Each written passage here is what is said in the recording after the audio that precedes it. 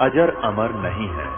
इनका भी आविर्भाव अर्थात जन्म तथा तिरोभाव अर्थात मृत्यु होती है। प्रमाण के लिए देखिए देवी भागवत महापुराण। ब्रह्मा, मैं, विष्णु और शिव, यह तुम्हारी प्रभाव से जन्मवान है। हम तो जन्मवान है, हमारा तो जन्म होता है और मरते हैं, नित्य नहीं है, हम अविनाशी नहीं है। फिर इंद्रादि दूसरे देवता नित्य किस प्रकार हो सकते हैं? कृपया अवश्य सुनिए जगत गुरु तत्वदर्शी संत रामपाल जी महाराज के अमृत वचन।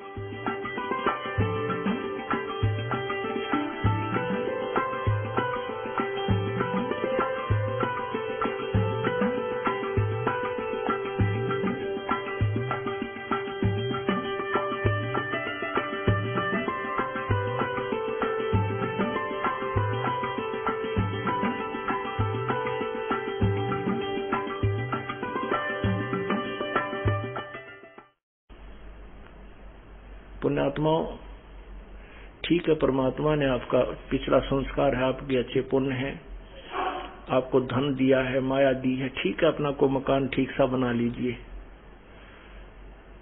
आधुनिक सुविधाएं भी प्राप्त कर लीजिए, आवश्यकता अनुसार, ज्यादा नहीं। और एक गरीब व्यक्ति है जिसने केवल एक ही मकान मुश्किल से कमरा बना पाया है, रसोई मुश्किल से बनी हुई है, और एक ऐसा है कि जिसने एक एकड़ में कोठी बना रखी है और 2 और 3, 4 मंजिल की भी, पता नहीं कितने मंजिलों की बना रखी है, लिफ्ट लगा रखी है, पता नहीं कितनी सुविधाएं उपलब्ध हैं। तो परमात्मा कहते हैं कि जो वो गरीब व्यक्ति जिसकी मकान की छत छान वो भी टूटी हुई हो, लेकिन वो भक्ति करता हो, वो परमात्मा को प्यारा है। और वो सुंदर महल में रहने वाला जो भक्ति नहीं करता, वो व्यक्ति अपना जीवन व्यर्थ कर रहा है। राम रटत दारिद्र भलो, टूटी घर की छान, वो सुंदर महल किस काम के, जहां भक्ति नहीं भगवान। उन घरों में ना जाने कब के बिजली गिर जाएगी। एक अखबारों में भी पढ़ी थी कि एक व्यक्ति के पास बहुत माया थी, ऐसी कोठी बना रखी थी उसने, ऐसे उसमें जीना चढ़ा रखा था इन पेड़ काड़ा कि उसमें लोडी ट्रक उसकी छत पर पहुंच जाता था। और फिर क्या हुआ, जब उसके अंत समय आया, किस दुर्गति से हुआ? उसी की पुत्री ने, जैसा कि समाचार पत्रों में सुना, उसी की पुत्री ने किसी आपसी संपत्ति की विवाद में वो पिता भी और सौतेली माँ भी और भाई भी, उसके बच्चे भी सारे काट डाले। उस व्यक्ति की कैसी दुर्गति हुई। जहां भगवान की भक्ति नहीं, ऐसे कहर टूट जाते हैं। और यदि वो प्रभु की शरण में होता, सद्बुद्धि देता भगवान, उसको भी सद्बुद्धि देता, अपनी बेटी को भी हिस्सा देता, ले बेटी तेरा भी तो भी मेरी तो संतान है, तो ऐसी व्यवस्था करा देता और मोक्ष देता। और भी बहुत से ऐसे प्रमाण हैं। बड़े बड़े जो सेठ थे, वो अपने ही हेलीकॉप्टर के अंदर क्रैश हो जाने से और वहां हार्ड खिंड गए। परमात्मा इन सब बातों को याद दिलाते हैं। ये नहीं कि हम ना मरेंगे या आप नहीं मरोगे, मरना सभी ने है, लेकिन जो भक्ति करके नहीं करता वो खाली जाता है सच्चे दरबार में, फिर उसका काला मुंह किया जाता है और 83 लाख योनियों में ठोक दिया जाता है। फिर परमात्मा हमें याद दिलाते हैं, राम रटत कन्या भली, साकट भलो न पूत, जैसे छेरी के गल में गलथना, जिसमें दूध न मूते। जैसे हमारे समाज में एक विशेष पहले से कुछ ऐसी धारणा बनी हुई है कि हम पुत्र को महत्व ज्यादा देते हैं और बेटियों को कम देते थे। अब तो बहुत परिवर्तन हो चुका है। वर्तमान में तो ऐसा विशेष नहीं रहा है। फिर भी जो भोले भाले हैं वो एकाधा वैसे किसी उलझन में उलझा हुआ नहीं, पहले बहुत ज्यादा था ऐसा। तो उस समय परमात्मा कह रहे हैं कि भाई राम रटत कन्या भली, बेटी बहुत अच्छी हमें, वो बेटी अच्छी है जो भक्ति करती है, और वो साकट पुत्र, वो पुत्र भी जो साकट हो वो हमें कति आवश्यकता नहीं। साकट एक तो नास्तिक होता है, नास्तिक वो होता है स्वयं भक्ति नहीं करता पर और किसी को बाधा नहीं करता। साकट वो होता है स्वयं भी भक्ति नहीं करे और कोई जैसे उससे संबंधित और उसके अंतर्गत उसके प्रेशर में जितने व्यक्ति हों उन्हें भक्ति ना करने दे, स्वयं भी नहीं करे और उनको भी किसी न किसी कारण से परेशान रखे ताकि वो भक्ति ना कर सके। उसको साकट कहते हैं, साकट संत लैंग्वेज में। तो क्या बताते हैं कि राम रटत कन्या भली और साकट बलाना पूत, जैसे बकरी के गल में गलथना, बकरी के गल में एक थन जैसी खालड़ा लटका करता है गले में, सतन थन जैसा ही होता है, लेकिन वो किसी यूज में नहीं आता, ना उसमें दूध होता है ना वो पेशाब के काम आता। कहने का भाव ये है कि परमात्मा कहते हैं वो बेटा तो उस बकरी के गल में जैसे वो गलथना लटके, व्यर्थ का वजन, बेमतलब का बोझ, तो वो बेटा जो भक्तिहीन प्राणी है वो बेटा उस पिता के गले में एक व्यर्थ का बोझ है। और वो बेटी अच्छी है जो भगवान के चरणों में लगी हुई है। अब जो बेटी भगवान के चरणों में लगी है और परमात्मा की भक्ति कर रही है, उसका विवाह होगा, उसका जीवन सफर होगा, प्रारंभ होगा। परमात्मा अपनी बेटी के लिए आगे से आगे उसके दुखों का निवारण करेगा और माता पिता चैन से अपनी भक्ति कर लेंगे। तो कहते हैं वो माता पिता के लिए बोझ नहीं बनेगी वो बेटी जो भक्ति करती है, और जो साकट बेटा भक्ति नहीं करता वो तो एक सिर दर्द है, वो वजन है जैसे बकरी के गल में गलथना जिसमें दूध न मूत, अर्थात यूजलेस। परमात्मा कहते हैं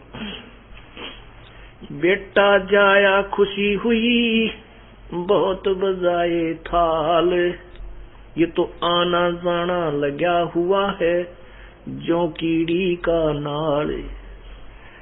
अब जैसे राजा लोगों के यहाँ, पैसे वालों के यहाँ पुत्र उत्पन्न होता था तो खुशी मनाते थे बाजे बैंड बजा के, और गरीब व्यक्ति ने पुत्र होने की खुशी मनाने का तरीका ढूंढ रखा था कि थाली बजाया करते थे, ये थाल पीटा करते।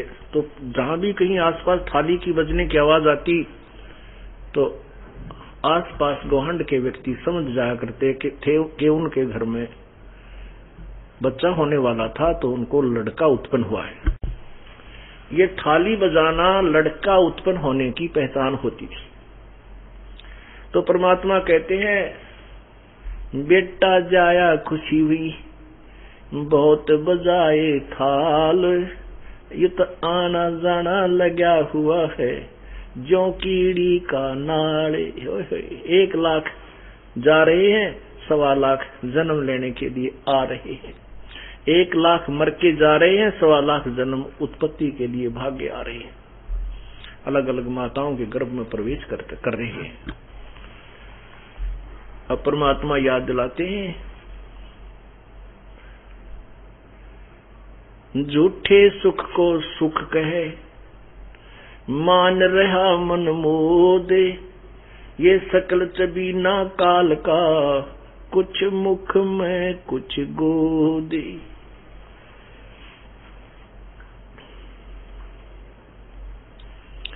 इस झूठे सुख को सुख कहे और ये खुशी मान रहा है ना, ये अनजान मन, ये तो सकल चबीना, चबीना माने आहार, ये सकल चबीना काल का कुछ मुख में कुछ गोद। 1 लाख तो मुख में जा लिए आज, और बाकी जो बचे हुए इनको गोदी मीन उनको पाल पोस रहा है, उनको खिला रहा है, प्रसन्न कर रहा है, और फिर समय आने पर उनको भी खा जाएगा। परमात्मा कैसा एग्जाम्पल दे रहे हैं। पतझड़ आवत देख कर बन रोवे मन माही, वो ऊंची डारी पात थे अब पीले हो जाही। अब क्या बताता है परमात्मा, क्या बताना चाहते हैं कि भोली आत्माओं, आप यहाँ स्थिर नहीं हो, ये आपका मकान नहीं, आपका घर नहीं है, आपका ठिकाना नहीं है, ये लोक आपका नहीं है।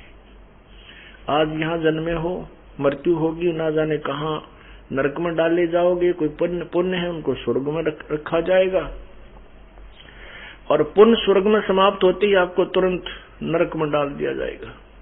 नरक का पीरियड समाप्त होते तुरंत आपको चलता कर दिया जाएगा। यहाँ 84 लाख योनियों ऐसे ही मरते रहोगे, आते रहोगे, जाते रहोगे।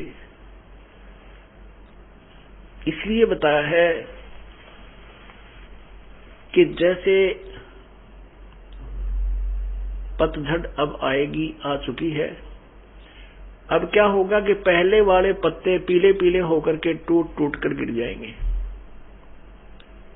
और तुरंत ही नई कोपल फूट आएंगी, और कुछ दिनों में वो पत्ते का रूप धारण करके हवा में ऐसे लहला रही होंगी।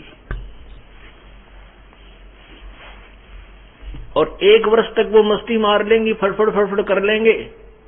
1 वर्ष के हो सकता बीच में टूट जाए, द्वितीय तूफान आ जाए तो वृक्ष ही गिर जाए, वो तो अलग से है। लेकिन ज्यादा से ज्यादा उनकी आयु कहते 1 वर्ष के बाद वो जो अब मस्ती मार रहे हैं वो पीले होकर गिर जाएंगे। ये आप जी को हमें समझाने के लिए प्रभु ये हमें एग्जाम्पल दे रहे हैं। क्या बताते हैं, साथी हमारे चले गए, साथी हमारे चले गए, हम भी चलनहार, कोई कागज में बाकी रह रही, तात लगी है वार। परमात्मा हमें बताते हैं कि आपके जो पहले कोई मित्र, रिश्तेदार, भाई बहन या माता पिता, दादा दादी आपके साथ रहा करते, वो चले गए। अब आप भी चलने वाले हो। परमात्मा कह रहे हैं कोई कागज में बाकी रह रही, वो समय ना आया है जिस दिन वो बटन स्विच ऑफ करेगा तेरे जीवन का काल। वो कागज में बाकी रह रही है, कोई समय शेष रह रहा है तेरा। जिस दिन वो आएगा तो भी सारे काम को, चाहे आप बस में हो, विदेश गए हो, किसी भी कारण से आपको वहीं का वहीं, आपका एक श्वास भी एक्स्ट्रा आपको नहीं मिल पाएगा।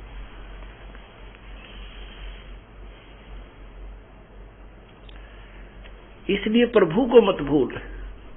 हम यदि परमात्मा के चरणों में लगे रहेंगे, उस परमेश्वर की शरण में सच्चे मंत्र का सच्चे ढंग से लगे रहेंगे, जाप करते रहेंगे, तो एक तो ऐसे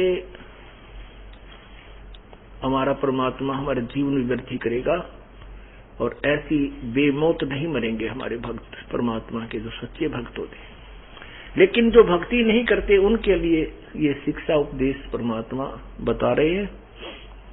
तो क्या कहते हैं, साथी हमारे चले गए, हम भी चालनहार, कोई कागज में बाकी रह रही, तात लगी है वार। फिर देर को नहीं, जब ये शरीर छूट जाए, प्राण निकल जाएंगे, ये खोखा पड़ा रह जाएगा, कुल के लोग तुरंत इकट्ठे हो जाएंगे, अन्यों कहेंगे भाई जल्दी ठाओ, जल्दी ठाओ, जल्दी करो।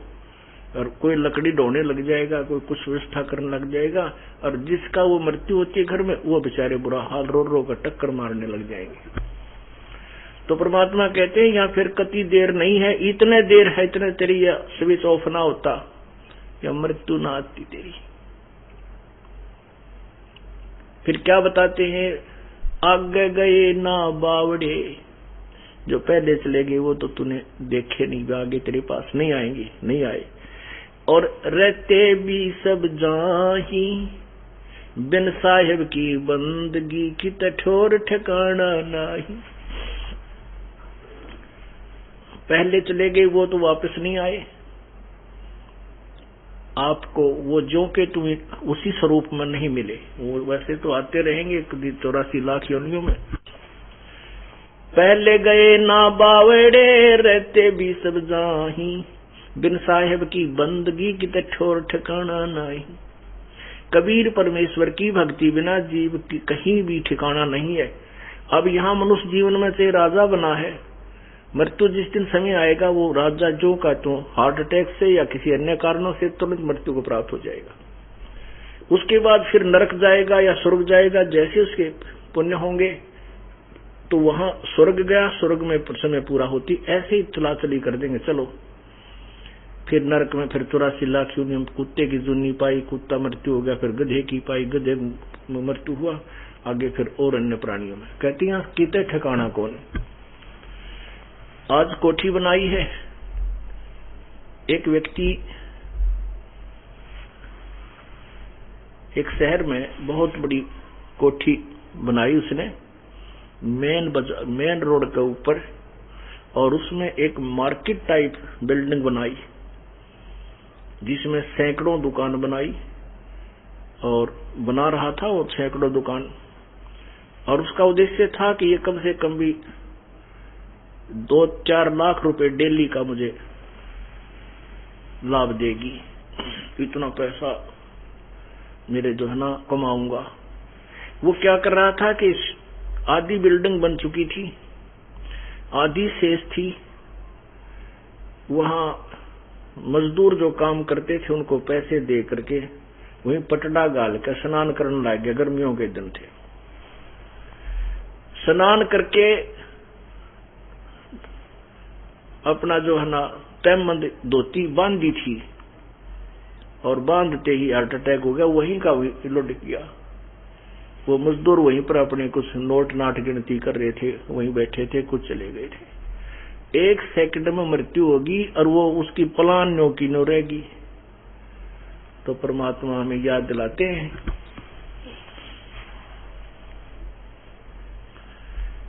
भाई आगे गए ना बावड़े, आगे गए ना बावड़े रहते भी सब जान, और बिन साहेब की बंदगी कहीं ठोर ठिकाना ना, कितने ठिकाना नहीं तेरा उस परम पिता परमेश्वर कबीर जी की भक्ति बिना। उस कबीर परमेश्वर की भक्ति करने से हमें क्या लाभ होगा कि हम सतलोक चले जाएंगे। गीता जी अध्याय नंबर 15 के श्लोक नंबर 1 से 4 का एक विशेष विवरण है कि परमेश्वर उल्टा लटका हुआ संसार रूपी वृक्ष है। इस पूरे ब्रह्मांडों को समझो कि परमेश्वर की जो कंस्ट्रक्शन है, इसको उल्टा लटका हुआ संसार रूपी वृक्ष समझो, और जो ऊपर को इसकी जड़ है, नीचे को शाखाएं हैं। ऊपर को जड़ तो पूर्ण परमात्मा समझो, नीचे को शाखाएं रजगुण ब्रह्मा, सतगुण विष्णु, तमगुण शिव जी जानो। और जो संत इस संसार रूपी वृक्ष की सर्व शाखाओं के बारे में, सभी पार्ट्स ऑफ द ट्री, उस वृक्ष के सभी भागों को बता देगा कि तना क्या है, डार कौन भगवान है, और शाखा कौन है, पात क्या है, वो तत्वदर्शी संत है, स वेद विद। तो फिर कहा, जैसे गीता जी अध्याय नंबर 4 के श्लोक 34 में कहा है कि उस तत्व ज्ञान को जो पूर्ण परमात्मा ने स्वयं आकर वर्णन किया है। गीता जी अध्याय नंबर 4 के श्लोक नंबर 32 में कहा है कि जैसा कि मैंने तुझे बताया है अर्जुन, अध्याय नंबर 4 के 25 से लेकर और 31 तक, कि कोई तो भगवान की ऐसी साधना करता है, कोई देवताओं की अन्य देवताओं को पूजता है, कोई पितरों को पूजता है, कोई हठ योग करता है, कोई खड़ा होकर, कोई केवल प्राण अपान की वायु का अभ्यास करके, कोई अपनी ये प्राणायाम करके, इन्हीं को मोक्षदायक मानकर कर रहा है। लेकिन उस परमेश्वर के द्वारा बोले गए अपने मुखारविंद से तत्व ज्ञान में, उनकी वाणी में, उनके मुखारविंद से उच्चारित जो तत्व ज्ञान है, उसके अंदर ये सभी विस्तृत वर्णन दिया हुआ है। और गीता जी अध्याय नंबर 4 के 34 में कहा कि उस तत्व ज्ञान को जो परमात्मा ने स्वयं अपने मुख से बोला है, उस वाणी को तू तत्वदर्शी संतों से के पास जाकर समझ, उनको दंडवत प्रणाम कर। गीता ज्ञान दाता कहता है मैं नहीं जानता उसको, नहीं तो वो जानता होता है, लिख ही देता है सारे, तो इतनी 18 अध्याय लिखे हैं, 4 लाइन और लिख देता, 4 श्लोक और लिख देता कि ऐसा है, ऐसा लिख, ऐसा कर। वो कहता है कि उस तत्व ज्ञान को किसी तत्वदर्शी संतों के पास जाकर समझ, जो गीता ज्ञान से अलग है, भिन्न है, और जैसा फिर वो तत्वदर्शी संत तुझे मार्गदर्शन करे ऐसा कर। उस फिर बताया गीता जी अध्याय नंबर 1 में लिखा कि वो तत्वदर्शी संत की पहचान क्या होगी, इस उल्टे लटके संसार रूपी वृक्ष को वो भिन्न भिन्न पार्ट सहित बताएगा। अब फिर देखिएगा, क्योंकि पवित्र सदग्रंथों को पढ़ने से, सुनने से ज्ञान यज्ञ का फल मिलता है। और गीता जी अध्याय नंबर 4 के श्लोक नंबर 33 में कहा है कि दर्व यज्ञ से ज्ञान यज्ञ श्रेष्ठ है। तो ये ज्ञान यज्ञ जब हमारे समझ में आ जाएगी, तत्व ज्ञान समझ में आ जाएगा, फिर हम भ्रमित नहीं हो सकते। इसलिए हमने इस तत्व ज्ञान को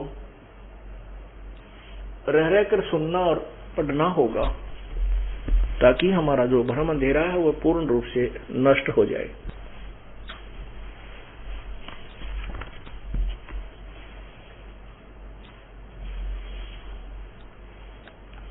ये देखिएगा पवित्र गीता जी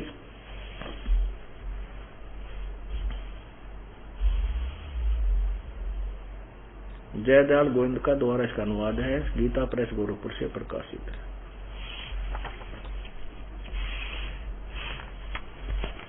अध्याय नंबर 4 और श्लोक नंबर यहाँ 25 से प्रारंभ करते हैं। अब क्या बता रहा गीता ज्ञानदाता कि दूसरे योगी जन यानी साधक देवताओं की पूजन रूप यज्ञ का भली भांति अनुष्ठान किया करते हैं। अब यज्ञ माने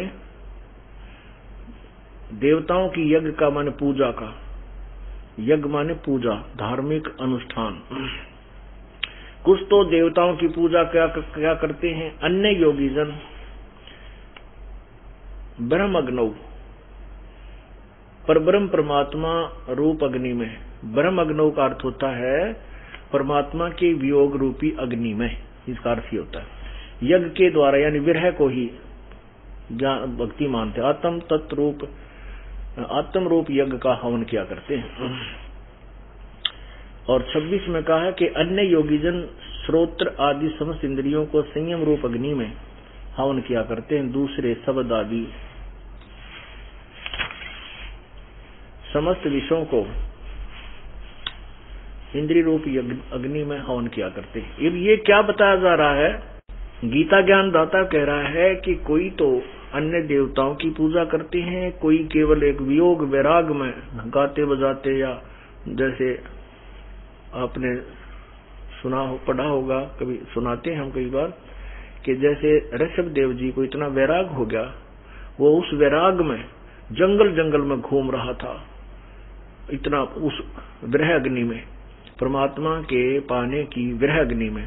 तो कहते हैं उस वन में आग लग गई, बांसों के आपस में रगड़ा खाने से दावानल लग जाती है, वो पूरा जंगल जल गया और ऋषभ देव जी भी जल के नष्ट हो गए। तो यहाँ इसमें यही बताया कि कुछ तो ब्रह्म अग्नि का अर्थ भगवान के पाने रूपी वियोग की एक तरफ में, वो उसी में भ्रमते भटकते रहते हैं, उसी को मोक्ष मानते हैं, उसी को मोक्ष का मार्ग मानते हैं। और कुछ अपने इंद्रियों को हठ योग से रोकने की चेष्टा करते हैं, कुछ देवताओं की पूजा करते हैं, कोई किसी प्रकार से। आगे देखना फिर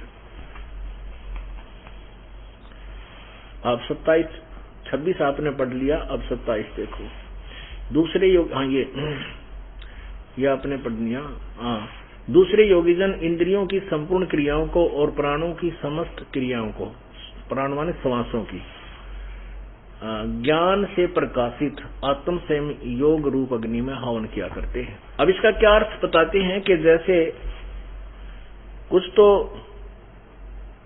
अपनी इंद्रियों को हठ योग से रोकने की में ही अपना मोक्ष मानते हैं। जैसे राजा जनक के पास जैसे सुखदेव ऋषि जी थे, उन्होंने अपने इंद्रियों को, कर्म इंद्रियों को, ज्ञान इंद्रियों को जीतने की चेष्टा कर ली थी कि मैंने अपनी इंद्रियों पर काबू पा लिया, और उसी से वो मोक्ष मान रहा था।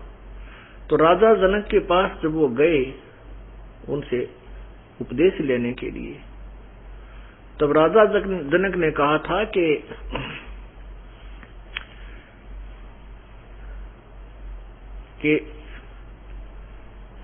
जनक के उसके व्यास के पुत्र, आपने इन इंद्रियों को रोक तो लिया, लेकिन अस्थायी तौर से, ये ना तो किसी की रुकी आज तक। कहते हैं ऐसा योग कमाया पूता, क्या हुआ जो इंद्री धूता। इंद्री कर्म लगाओ किसके, जैसे जिह्वा लेप नहीं मधुरस के। और फिर परमात्मा ने, कबीर परमेश्वर ने बताया है, कहते हैं शब्द सप्रस रूप रसगंध, ये 5 प्रकार के विकार होते हैं जिनके कारण ये प्राणी अपने जीवन को बर्बाद कर देता है। शब्द का अर्थ होता है जैसे कानों का रस लेना, मीठी मीठी आवाज, जैसे गाने बजाने, इन पर आदमी इतना प्रभावित हो जाता है, बस की बात नहीं रहती। तो कहते हैं कुरंग, एक मृग को कुरंग कहते हैं, उसमें विषय का विकार, उसके अंदर कान के से शब्द सुनने के विकार होता है। वो इतना विवश होता है कि शिकारी लोग उनको पकड़ने के लिए एक ऐसी धुन तैयार करते हैं, सारंगीत है, वो इतना प्रभावित हो जाता उन कानों के शब्द के कारण कि उस शिकारी के सामने आकर के ऐसे गर्दन रखकर आनंद लेने लग जाता है, और वो उसकी पीठ भी पकड़ लेता है धरकर सरंगी ने, और बांध देता है उसको रस्से से, और फिर उसका मांस न्यारा बेचे, चाम न्यारा बेचे। और सप्रस जो है, उसने, कुरंग ने अपने एक विकार के कारण, एक इंद्री के कारण, कान इंद्री के कारण अपना जीवन बर्बाद कर दिया, न्यौछावर कर दिया, खत्म कर दिया। और फिर सप्रस, ये संतान उत्पत्ति की जो प्रेरणा है, इसको सप्रस कहते हैं। हाथी पकड़ने वाले क्या करते हैं, एक हथनी को ट्रेंड कर लेते हैं और एक गड्ढा खोद लेते हैं लंबा चौड़ा, उसके ऊपर एक लकड़ों की छत दे करके उसके ऊपर मिट्टी डाल करके लंबी चौड़ी, और उसके ऊपर फिर छोटा छोटा घास नया बिल्कुल ताजा उसमें ऐसे लगा देते हैं, जैसे ऐसा लगता है कि ये बिल्कुल घास उगा हुआ है। उस हथनी को भेज देते हैं उन हाथियों के झुंड में, वो ट्रेंड होती है और वो जाकर के उन हाथियों को सप्रस करती है, उनको प्रेरणा करती है, उनके अंदर रजोगुण उत्पन्न कर देती है, और फिर वो उसके साथ भागने की चेष्टा जब वो कोशिश करते हैं तो वह भाग लेती है। पीछे पीछे हाथी उसके पीछे पीछे 4, 5, 6 का झुंड लग लेता है। वो ट्रेंड होती है, सीधी भागी आती है। वो जो हाथी पकड़ने वाले वृक्षों की ओट में खड़े हो जाते हैं, आड़ में। वो हथनी एक बार तो सीधी भागी आती है, हाथी उसके पीछे पीछे भाग रहे होते हैं, वो एकदम साइड काट के और फिर ऐसे ऐसे घूमकर नो भाग लेती है, ऐसे फिर सीधी भाग लेती है। हाथी फिर सीधे ही भागे आ जाते हैं, वो अंधे हो जाते हैं, नहीं देखते आगे क्या है, नहीं तो हाथी सूंघ सूंघ के कदम रखता है, तो एकदम वो उन गड्ढे में आकर गिर जाते हैं जो वो लकड़ी से छत दे रखी थी, और वहां रो चंगाड़ मारे, बुरा हाल करे। फिर उसके अंदर वो हाथी पकड़ने वाले फिर ऊपर से उनका भाले ठोक के खूब उनको नचा के कुदा के भूखे रख के, जो वो कति ऐसे हो जाते तब उनको पकड़ के बाहर और नगर नगर गांव गांव में उनकी दुर्गति करते हैं, उनसे फिर भीख मांगते हैं उनके ऊपर बैठ के। एक सप्रस के कारण, एक रजोगुण के कारण, सप्रस जो एक इंद्री का रस के कारण, उसने प्रजनन इंद्री के कारण उसके कारण उसने अपना जीवन खो दिया। रूप, ये जो पतंग होते हैं, छोटे छोटे जो पतंगे, छोटे छोटे जीव होते हैं, ये दीपक के ऊपर या हाइलोजन जल रही है उसके ऊपर ऐसे भाग कर चिपक जाते हैं। उनके बस की बात नहीं, वो रूप के ऊपर आसक्त होते हैं और उससे वो जल करके नष्ट हो जाते हैं। रस जीव के स्वाद, जिह्वा इंद्री के कारण एक मछली जो अपना जीवन बर्बाद कर देती है, क्योंकि मछली पकड़ने वाले एक कांटे में लोहे के गुंडी वाला तार होता है, उसके अंदर एक मांस का टुकड़ा फंसा के और एक धागे से वो कुंडा बांध कर कांटा और जल में डाल देते हैं और वो मछली भाग कर उसको पकड़ लेती है। पकड़ते ही वो कांटा उसके हलक में गड़ गया, अंदर जो है ना उसके मुख के अंदर फंस जाता है और वो झटका देते हैं और ज्यादा गड़ जाता है, बाहर पटक मारे और वो मछली ने उस एक अपने जिह्वा स्वाद के लिए इंद्री के कारण अपना जीवन खो दिया। सुगंध, गंध, भौरा एक होता है, भौरा एक आपने देखा होगा, काला सा बूंद सा उड़ता हुआ चला करे। उस भौरे के अंदर नाक इंद्री जो है, नासा इंद्री, ये प्रभावित होती है। इसके कारण वो फूल पर बैठ जाता, सुगंध लेने में इतना मस्त हो जाता है, रात्रि में फूल बंद हो जाता है और उसी में अपना जान बर्बाद, वो मर जाता है, लेकिन उठ नहीं सकता। तो यहाँ परमात्मा ये बताना चाहते हैं, कुछ तो दूसरे योगीजन संपूर्ण इंद्रियों की क्रियाओं को, प्राणों की समस्त क्रियाओं को ज्ञान से प्रकाशित आत्म स्वयं रूप अग्नि में हवन किया करते। कहते हम बहुत अपने आप को साध लिया है, अपनी इंद्रियां रोक ली है। परमात्मा कहते हैं कैन सुन की करते बाता कोई ना देखा अमृत खाता।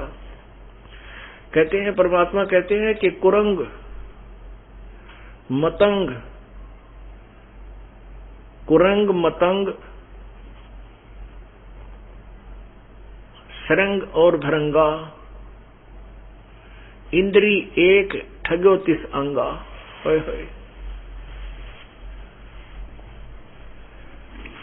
कुरंग, मतंग, पतंग, भरंग और सरंगा इंद्री एक ठगो तिस अंगा, और तुम रे संग पांचों प्रकाशा, ये योग युगत की झूठी आशा।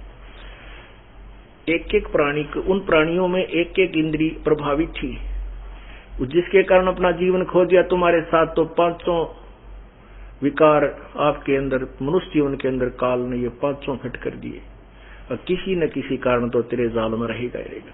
तो यहाँ परमात्मा कहते हैं तुमरे संग ये पांचों प्रभावित हैं, तो योग युगत की झूठी आशा। तो यहाँ ये बताना चाहते हैं कि कोई तो ऐसी साधना को उत्तम मोक्षदायक मान जानता है, कोई इसको मोक्षदायक जानता है, उसको मोक्षदायक जानकर ही करता रहता है।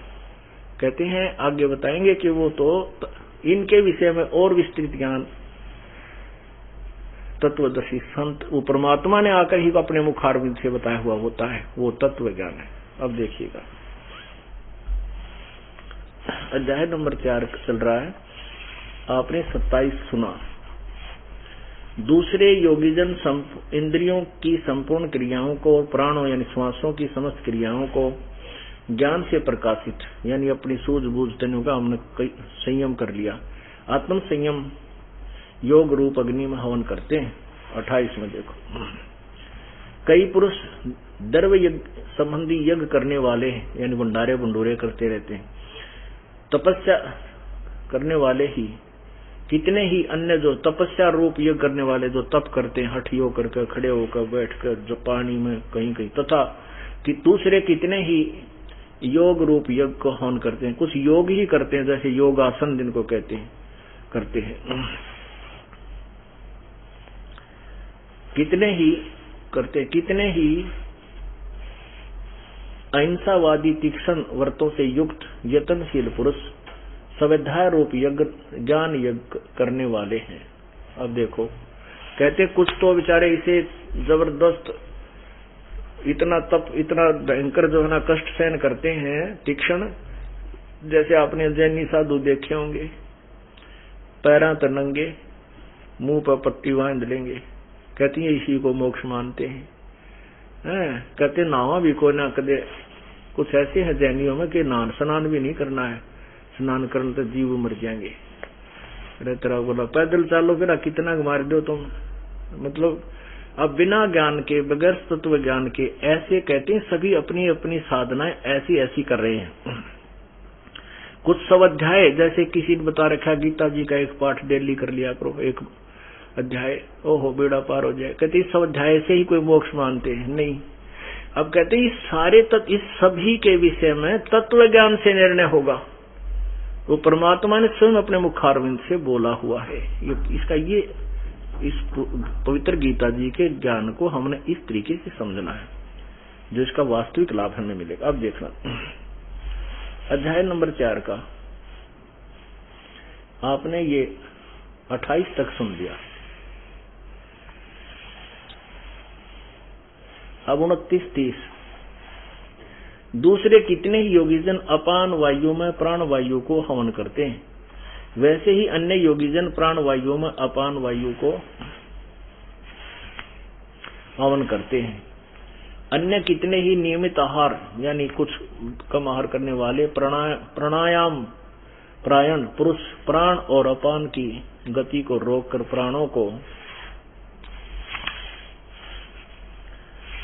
प्राणों में ही हवन किया करते हैं। ये सभी साधक यज्ञों द्वारा पापों का नाश करने वाले यज्ञ को जानने वाले हैं। इसका वास्तविक अर्थ ये है कि ये जो साधना कर रहे हैं ना जैसी भी, वो सभी इन सभी अपनी क्रियाओं को पाप नाशक ही मानकर करते हैं कि हम अपनी क्योंकि पाप नाश होए बिना कल्याण नहीं हो सकता। तो ये कहते हैं सभी जो क्रियाएं कर रहे हैं ये अपनी अपनी क्रिया को जो करते हैं जैसे वो पाप नाशक जानने वाले हैं, यानी उनको पाप नाशक जानते हैं।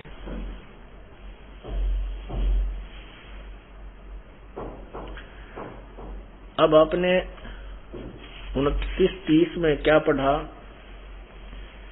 कि कुछ तो योगी जन अपान वायु में प्राण वायु को हवन करते हैं। कुछ आपने देखा होगा योग अभ्यास यानी प्राणायाम अभ्यास से श्वास को इतना सूक्ष्म कर लेते हैं और उसी से कहते हैं हम मोक्ष हो जाता है। काफी समय तक प्राण रोकने का अभ्यास कर लेते हैं और कहते हैं बस इसी से ये मोक्ष हमारा तप बन रहा है, साधना बन रही है। कहते हैं नहीं, परमात्मा कहते ऐसा नहीं। कुछ योग करते हैं, योग माने अभ्यास, योग अभ्यास करते हैं, उसी से अपना कल्याण मानते हैं। और कितने ही नियमित आहार करके और कुछ प्राण अपान की वायु को गति को रोक कर यानी जो अपना सांस रोक लेते हैं।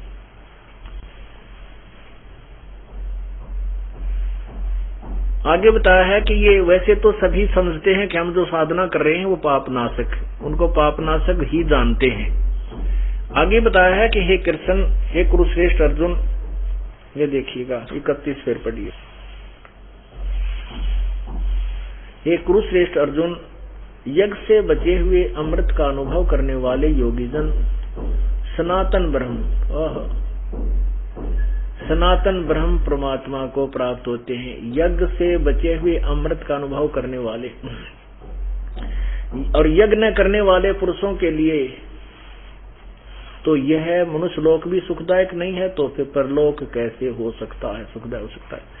अब इस पॉइंट को समझने के लिए कि सनातन परब्रह्म परमात्मा को प्राप्त होते हैं कौन? यज्ञ से बचे हुए अमृत का अनुभव करने वाले। अब पुण्यात्मा गीता जी अध्याय नंबर 3 के श्लोक नंबर 10 से लेकर के 15 तक विवरण दिया है कि प्रजापति ने, परमात्मा ने सबसे पहले प्रजा रचकर उनको कहा था तुम यज्ञ किया करो और कहा था तुम यज्ञ करके उन्नति को प्राप्त करो और तुम यज्ञ के द्वारा देवताओं को बढ़ाओ और वो उन्नत हुए हैं देवता तुम्हें बिना मांगे ही लाभ दिया करेंगे। फिर आगे बताया है कि अध्याय नंबर 3 के ही श्लोक नंबर 14-15 में उसमें क्या बताया कि सभी प्राणियों की उत्पत्ति अन्न से होती है, अन्न वर्षा से होता है और वर्षा यज्ञ से होती है, धार्मिक अनुष्ठानों से होती है। यज्ञ जैसे यहाँ 5 यज्ञ चलती हैं, इनसे सृष्टि का बैलेंस बना रहता है।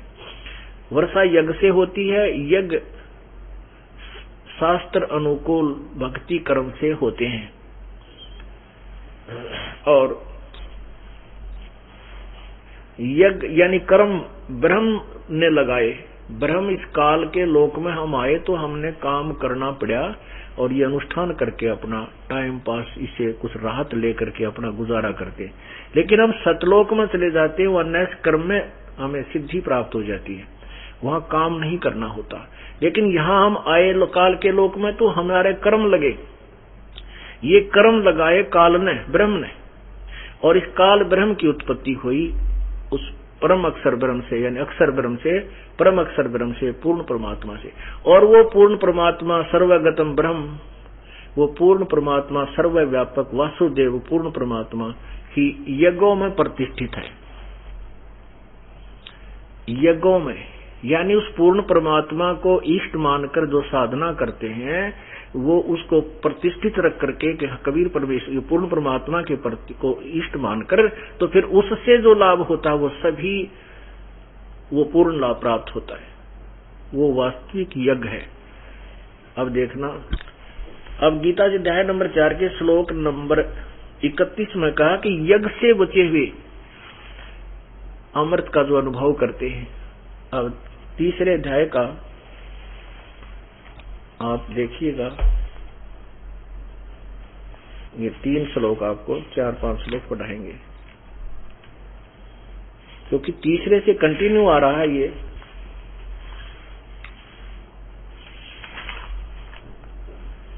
देखिए अध्याय नंबर 3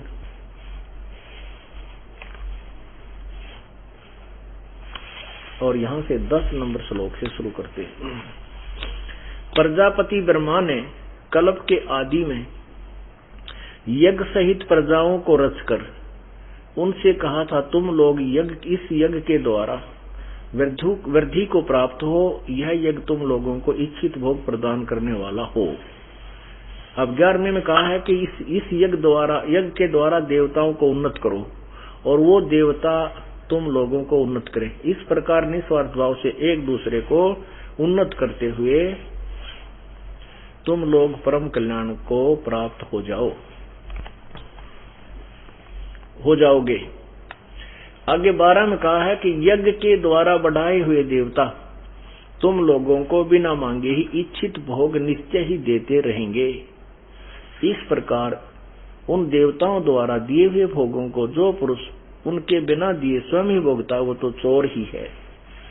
13 में स्पष्ट किया है, जो दास आपको बताना चाहता है कि यज्ञ से बचे हुए अन्न को खाने वाले श्रेष्ठ पुरुष सब पापों से मुक्त हो जाते हैं। जो पापी लोग अपने शरीर पोषण करने के लिए ही अन्न पकाते हैं, वे तो पाप को ही खाते हैं। अब देखो 14 और 15 में स्पष्ट किया है कि संपूर्ण प्राणी अन्न से उत्पन्न होते हैं। अन्न की उत्पत्ति वृष्टि से होती है, यानी वर्षा से। वृष्टि यज्ञ से होती है और यज्ञ विहित कर्मों से, यज्ञ विहित कर्मों से उत्पन्न होते हैं। और कर्म समुदाय को तू ब्रह्मो उद्भव, वे इन अर्थ कर दिया वेद से उत्पन्न नहीं, ब्रह्म माने इस ब्रह्म काल से उत्पन्न, और वेद को और ब्रह्म को, इस काल को अविनाशी परमात्मा से उत्पन्न हुआ जान। इन्होंने ब्रह्म का अर्थ वेद किया, जो बिल्कुल गलत है। कहीं नहीं हो सकता वेद का ब्रह्म का अर्थ वेद। ब्रह्म परमात्मा को कहते हैं और ब्रह्म परमात्मा को कहते हैं, और वेद परमात्मा का संविधान है। तो ऐसे राजा, एक राजा है, एक राजा का विधान है, संविधान है। तो राजा को संविधान अर्थ नहीं किया जा सकता। यदि कोई राजा का अर्थ संविधान अर्थ करता है तो अपरिचित व्यक्ति है, वो अज्ञानी है। ऐसे ब्रह्म प्रभु है और वेद तो प्रभु का विधान है, प्रभु की वाणी है। परमात्मा अलग है और वेदों में परमात्मा के विषय में जानकारी है, वेद परमात्मा नहीं है। तो यहां कहने का भाव है कि इन्होंने अर्थ इसलिए गलत कर दिया कि तत्व ज्ञान से अपरिचित थे। तो यहां लिखा है कि ब्रह्म की उत्पत्ति वेदों अक्षर पुरुष से हुई, अक्षर से हुई है, अक्षर पुरुष। ये देखो कर्म समुदाय को तू यहां करो वेद से, ब्रह्म से उत्पन्न, यानी क्योंकि काल के लोक में आए तुमने कर्म करके खाना पड़ा, सतलोक में कोई कर्म से नहीं, बल्कि परमात्मा की तरफ से हमें सब वस्तु मिलती है।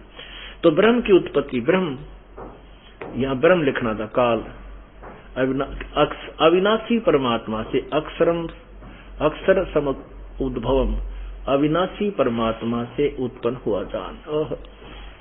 इससे सिद्ध होता है कि सर्वव्यापी सर्वगतम ब्रह्म, सर्वव्यापी परम अक्षर परमात्मा सदा ही यज्ञों में प्रतिष्ठित है। ये परम अक्षर परमात्मा, यानी परम अक्षर ब्रह्म कहो, परमात्मा को परम अक्षर ब्रह्म ही यज्ञों में प्रतिष्ठित है।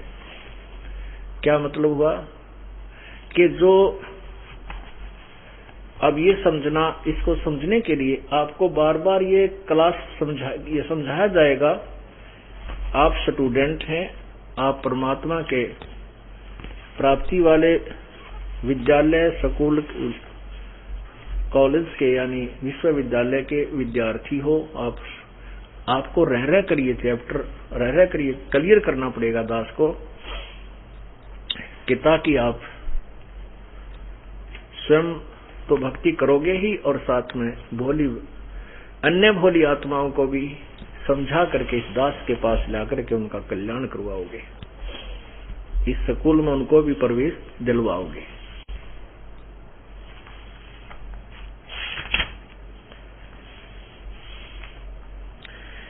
अब जैसे आपने गीता जी अध्याय नंबर 3 का श्लोक 10 पढ़ा, उसमें कहा कि प्रजापति ब्रह्मा ने, वैसे तो प्रजापति का अर्थ कुछ और होता है, ये प्रजापति ब्रह्मा को मानते हैं, हम इसमें ज्यादा पछड़े ना पड़ के अपने उस उद्देश्य को सिद्ध करते हैं।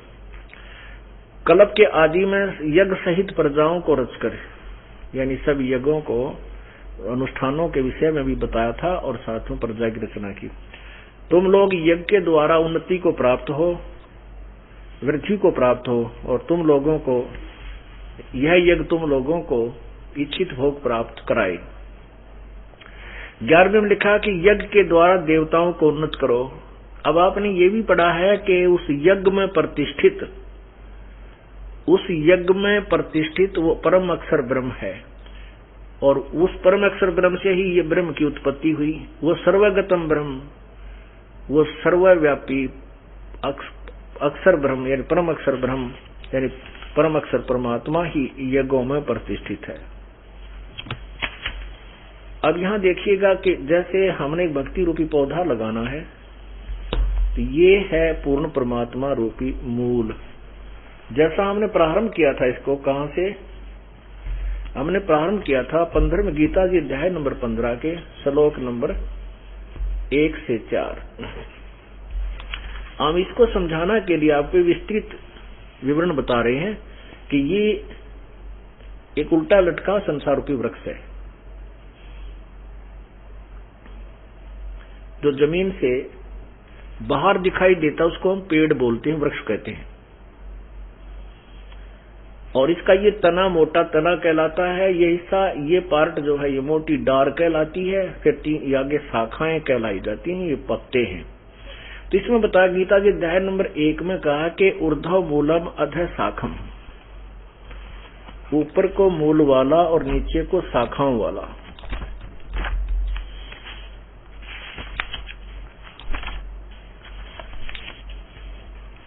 ये देखिएगा पवित्र गीता जी पंथ 10 अध्याय, ऊर्ध्व मूलम अधः शाखम अश्वत्थम प्राहु अवम, ये प्रथम मंत्र है। छंदासी यस्य प्रणानी ये तम वेद से वेदविद। इसका अर्थ है कि ऊपर को मूल वाला जड़ वाला, नीचे को शाखा वाला, ये अविनाशी उल्टा लटका हुआ पीपल, संसार रूपी पीपल का वृक्ष है। छंदासी यस्य प्रणानी, इसके जो पत्ते आदि हैं वो इसके विभाग हैं, छंद हैं, टुकड़े हैं। और ये तम वेद, जो इन सब संसार रूपी वृक्ष के सभी पार्ट्स को जानता है, तम यह जो तम माने उसको वेद माने जानता, स वेदविद, वह वेद के तात्पर्य को जानने वाला था, तो वो तत्वदर्शी संत है। यहाँ देखो आदि पुरुष परमेश्वर रूप मूल वाले, यानी जड़ तो समझो पूर्ण परमात्मा है, और अधय नीचे को इन ब्रह्मा रूप मुख, ये मुख गलत लिखा है, यहाँ देखना, इन्हीं के द्वारा अधय का अर्थ दूसरे श्लोक में अधय माने नीचे, अधय माने नीचे, दूसरे श्लोक में इन्होंने अधय का अर्थ नीचे किया है, तो हम यहाँ इसको अधय माने नीचे को, ये यथार्थ है। अधय माने नीचे को, शाखा माने शाखा वाले, और संसार रूपी पीपल के वृक्ष को अविनाशी कहते हैं, वेद जिसके पत्ते कहे हैं, नहीं, ये इन्होंने गलत कहा है। इसका अर्थ सीधा बनता है कि जिसके पत्ते आदि जो पार्ट्स हैं वो छंद विभाग हैं, यह तम वेद, ये देखो संस्कृत मूल देखिए, छंदासी यस्य प्रणानी ये तम वेद, इन्होंने बीच में घुसेड़ दिया वेद को, नहीं, उसके पार्ट्स हैं, उसके पत्ते आदि, उसके छंद विभाग हैं, ये तम वेद, जो उसको जानता है, वेद माने जानना होता है, स वेदवित, वह वेद के तात्पर्य को जानने वाला है, वो तत्व ज्ञान से परिचित है, इसका ये अर्थ बनता है। पीपल रूपी वृक्ष को अविनाशी कहते हैं, जिसके वेद पत्ते कहे गए हैं, जो उस संसार रूप वृक्ष को जो पुरुष मूल सही तत्व से जानता है, स वेदवित, वह वेद के तात्पर्य को जानने वाला, अर्थात वो तत्वदर्शी संत होगा जो इस उल्टे लटके संसार रूपी वृक्ष के पार्ट्स ऑफ ट्री के जो पूर्ण विवरण दे देगा, स वेदवित, वह तत्वदर्शी संत है। तो यहां देखिएगा, ये है परमात्मा ने स्वयं आकर के, कबीर परमेश्वर ने एक तत्व रूपी संत की भूमिका की थी। उन्होंने आज से 600 वर्ष पहले बताया था गीता जी के उल्टे लटके संसार रूपी वृक्ष के बारे में, अक्षर पुरुष एक पेड़ है, निरंजन वा की डार, और तीनों देवा शाखा है, ये पात्र रूप संसार। तो वो परमात्मा ही तत्वदर्शी संत की भूमिका करते हैं, उनके बिना इस ज्ञान को कोई बता भी नहीं सकता। अब यहां देखो न्यारे न्यारे पार्ट्स, अक्षर पुरुष एक पेड़ है, जो बाहर दिखाई देता उसको अक्षर पुरुष कहते हैं, पेड़ दिखाई, उसका अक्षर पुरुष ये पेड़ है, यानी तने से संबंधित होता है। तो ये तना तो अक्षर पुरुष यानी क्षर पुरुष है, ये अक्षर पुरुष है, ये परब्रह्म है। इससे एक मोटी डार निकली, ये ब्रह्म ज्योति निरंजन है, ब्रह्मा विष्णु महेश का पिता है। इस ब्रह्मा विष्णु यानी क्षर पुरुष से, ब्रह्म से आगे रजगुण ब्रह्मा, सतगुण विष्णु, तमगुण शिव जी रूपी शाखा है, और हम इससे आगे पात रूप में हम हैं, संसार रूपी ये पत्ते हैं। अब ये जड़ जो है ये मूल है, ये परम अक्षर ब्रह्म है, पूर्ण परमात्मा है। अब यहाँ पूर्ण परमात्मा से ही आहार चलता है इस वृक्ष को, तने में आया, तना से डार में यानी परब्रह्म में, परब्रह्म से ब्रह्म में, ब्रह्म से ब्रह्मा विष्णु महेश रूपी शाखाओं में, और फिर इन हमारे पास पहुंचा। अब हमने ये समझना है, जैसे इसमें बताया कि तुम देवताओं को उन्नत करो और वो बढ़े हुए देवता तुम्हें उन्नत करे, और साथ में ये भी कहा कि उस परम सर्वगतम ब्रह्म को यज्ञों में प्रतिष्ठित है, उसी की पूजा करोगे तो तुम्हारे शुभ संस्कार बनेंगे, तुम्हें यथार्थ भक्ति लाभ मिलेगा। वो संस्कार बन के ब्रह्मा विष्णु महेश के पास तुम्हारे अकाउंट में जमा होंगे, फिर ये ब्रह्मा विष्णु महेश तुम्हें वो शुभ संस्कार ही देंगे, अन्य कुछ नहीं दे सकते। तो हमने पूजा तो पूर्ण ब्रह्म की करनी होगी, उसके बताए अनुसार चलना होगा, उसके बाद जो संस्कार हमारे पुण्य बनेंगे जैसे भी यहाँ के, तो वो फिर ब्रह्मा विष्णु महेश के पास जाएंगे, वो आपको वर्क डन देंगे, किए हुए कर्म का फल ही देंगे। वो कर्म कैसे बनेंगे? ये कर्म ऐसे बनेंगे। अब देखना, जैसे हम कोई भक्ति रूपी पौधा लगाना चाहते हैं, रोपना चाहते हैं, तो ये है प्रॉपर वे ऑफ प्लांटिंग, ये यथार्थ विधि है पौधा लगाने की।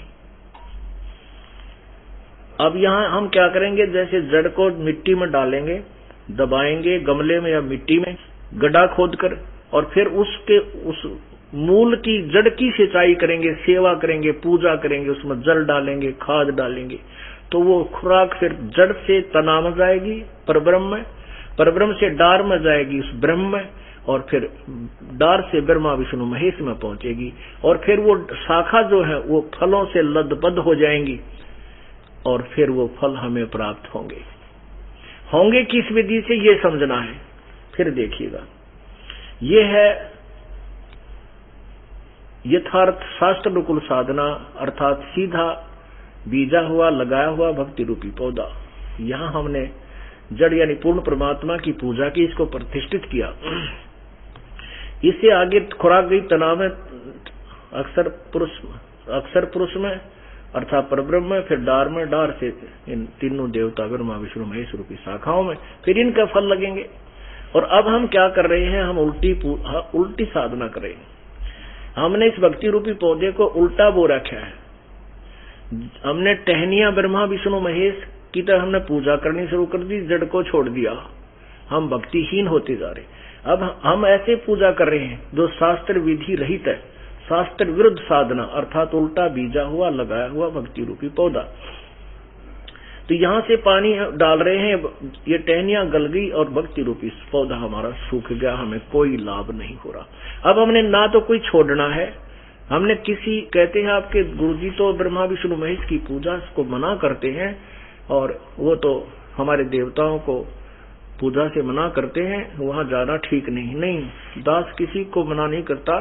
हमारे ज्ञान को ना समझ कर जो भ्रमित लोग, भ्रमित करने वाले, जो अपनी दुकानें बचाने वाले, जो धर्म की आड़ में शोषण कर रहे हैं जनता का, वो लोग भ्रमित करके रहते। दास नहीं कहता कुछ छोड़ने को, इस पौधे को सीधा करने को कहता ताकि आपको सर्व लाभ मिले।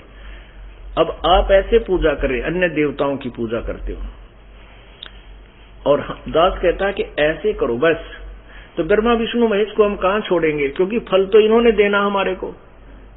इन टहनियों को तोड़ने को कोई कहेगा वो मूर्ख है, उसको कोई ज्ञान नहीं। ब्रह्मा विष्णु महेश को छोड़ने की कोई कहे तो नालायक व्यक्ति है। नहीं, हम कहते हैं भक्ति रूपी पौधा सीधा करो और फिर फल यहां लगेंगे। जब ये पेड़ होगा तो यज्ञों में प्रतिष्ठित पूर्ण परमात्मा है। अब यज्ञ से बचे हुए अन्न को, अब जैसे हमें परमात्मा ने पूर्व संस्कारवश जो धन दिया है उसमें से हम दान पुण्य नहीं करते, हम चोर हैं उस मालिक के। और परमात्मा कहते जिन हर की चोरी करी और गए राम गुण भूले, ते विदना बागुल किए अब रहे उर्द मुख झूले। बागुल पक्षी बना दिए जाते हैं, वो कहते हैं मुख से खाते हैं और मुख से ही टिट्टी करते हैं। वो बागुल पक्षी उल्टे लटके रहते हैं, ऊपर को पंजों से और नीचे को मुंह रहता है उनका, ब्रह्म माटी होती है। अर्थात महादुखी प्राणी हो जाओगे जिन हर की चोरी करी और गए राम गुण भूल। परमात्मा की महिमा से जो अपरिचित होकर के और ये दान पुण्य करना त्याग दिया, उनकी दुर्गति होगी। अब यही ये कहना चाहते हैं अपनी पवित्र गीता जी कि जो व्यक्ति पर जो देवताओं के द्वारा दिए हुए बड़े हुए देवता जो तुम्हें धन देते हैं, अर्थात जो तुम्हारे यथार्थ भक्ति मार्ग से जो तुम्हें धन मिला और उसमें से तुम आगे दान नहीं करते हो, तो तुम कहते हो चोर हैं। और केवल अपने उदर पोषण के लिए नाना प्रकार के पकवान बनाकर खाता है, दान धर्म नहीं करता है, कहता वो पाप को ही खाता है। अब यज्ञ से बचे हुए यज्ञ से बचे हुए अन्न को खाने वाले, यज्ञ से, यज्ञ कौन सा है? धार्मिक यथार्थ शास्त्र अनुकूल साधना को हम यज्ञ कहते हैं, यानी यथार्थ अनुष्ठान कहते हैं। उस यज्ञ से बचे हुए अन्न को खाने वाले, अब देखिए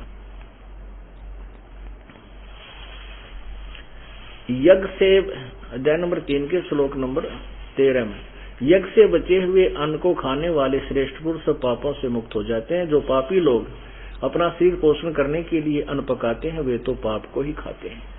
अब 14-15 में स्पष्ट किया है कि संपूर्ण प्राणी ये अन्न से उत्पन्न होते हैं। अन्न की उत्पत्ति वर्षा से, वर्षा यज्ञ से होती है और यज्ञ शुभ कर्मों से, शास्त्र अनुकूल कर्मों से होने वाले हैं। और कर्म तो काल ब्रह्म के द्वारा उत्पन्न किए जान, और ब्रह्म काल की उत्पत्ति अविनाशी परमात्मा से उत्पन्न हुआ जान।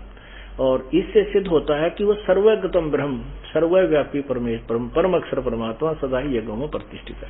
अब यहाँ से प्रसंग उठा था, वहां गीता जी अध्याय नंबर 4 के श्लोक नंबर 31 में कहा कि यज्ञ से बचे हुए अन्न को खाने वाले श्रेष्ठ पुरुष पापों से बच जाते हैं। क्योंकि जो साधना शास्त्र अनुकूल नहीं करे वो तो पाप कर रहे हैं, साधना करते तो भी पाप कर रहे हैं। और जो शास्त्र अनुकूल साधना करते हैं वही पापों से, उन होने वाले शास्त्र विरुद्ध साधना से होने वाले पापों से वही बचते हैं जो यथार्थ साधना पूजा